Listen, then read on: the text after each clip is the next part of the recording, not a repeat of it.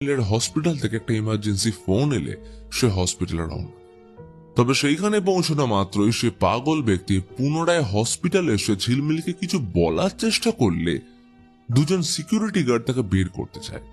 পাগলটা এর পরেও অনবরত রাধিকা ও তার পরিবারের মৃত্যুর কথা বলতে থাকলে ঝিলমিলের মনে হয় নিশ্চয়ই শান্তিকুঞ্জ সম্পর্কে এই পাগলটা কিছু জানে। তাই সে গার্ডদের থামিয়ে তার সাথে কথা বলার জন্য রাজি হয়ে যায়। পাগলটা জানায় শান্তিকুঞ্জের সামনে যে বড় বট গাছটা রয়েছে ওর মধ্যে নাকি প্রেতাত্মার বাস। ওই গাছ অনেক মানুষকে খেয়েছে। এমন ভাবেই দিনেশ ও তার পুরো পরিবার শেষ হয়ে গেছিল। এছাড়াও দুজন বাচ্চা, মনীষ আর জ্যোতি। এই দুটো নাম শুনতে ঝিলমিলের লাগলো ঝটকা। এতক্ষণে তার কাছে সবটা পরিষ্কার হয়ে যায়। মানে এতদিন ধরে রোহন তাদের সত্যি কথাই বলছিল, ওই ঘরে তারা ছাড়াও আর কেউ আছে। হয়তো তাদের মধ্যে দুজন মনীষ ও জ্যোতির অতৃপ্ত আত্মা। তাই এক মুহূর্ত দেরি না করে সে তাড়াতাড়ি বাড়ি ফেরার জন্য রওনা দেয়।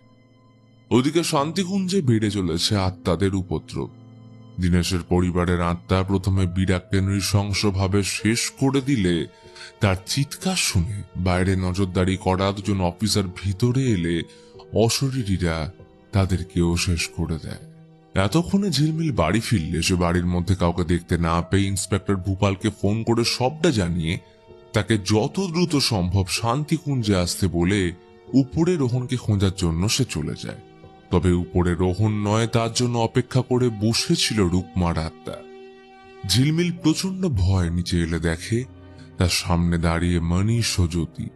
এমন সময় সে বাড়ির বাইরের কাঠের ঘরটা থেকে রোহনের চিৎকার শুনতে পেলে সেইখানে গিয়ে রোহনকে উদ্ধার করে বেরিয়ে আসতেই দেখে তার সামনে দাঁড়িয়ে দিনেশ, তার পরিবার, রাধিকা, রুকমা ও মুরলির আত্মা। বিরাগ পিছন থেকে এসে তাদের আটকানোর চেষ্টা করলে ওই সুযোগে ঝিলমিল রোহনকে নিয়ে ঘরের ভিতরে ঢুকে যায়। কিন্তু তখনই সে কিছু একটার সাথে হোঁচট খেয়ে পড়ে গেলে দেখে সেইখানে পড়ে রয়েছে বিরাগের দেহ।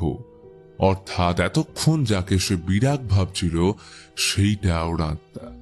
এখন বিরাগের আত্মা ঝিলমিল ও রোহনকে শেষ করতে এগিয়ে এলে দেখে তাকে ঘিরে ধরেছে এই বাড়ির সকল অতৃপ্ত আত্মা। বিরাগ ঝিলমিল আর রোহনকে মারার চেষ্টা করলে এমন সময় সাহায্যের জন্য ইন্সপেক্টর ভূপাল এসে বিরাগকে গুলি করে। তবে উল্টে বিরাগ ভূপালকে জানলা দিয়ে নিচে ফেলে শেষ করে দেয়। তবে এই পরিস্থিতির মাঝে রোহন জ্ঞান হারিয়ে ফেলে।